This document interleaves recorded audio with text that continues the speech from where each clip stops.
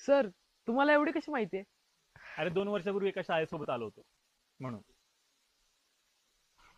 अजून कुणाला काय प्रश्न आहेत का? एवढीच तुमच्या ज्ञानात भर. सर हे पाणी कशासाठी वापरतात? का नुसतंच वाहून जातं? पाणी वाहतच राहतं ना. वाहणं हा त्याचा गुणधर्म आहे केवढा.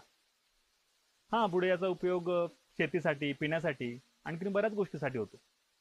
आणि यावर पुढे तारी धरण झालंय, त्यामुळे शेतकऱ्यांना याचा बारमाही उपयोग होतो.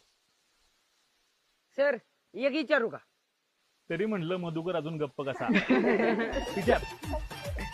हे धबधब्यात कुणाला टाकला डायरेक्ट कुठं बाहेर पडणार? डायरेक्ट देवदर्शनाला बाहेर.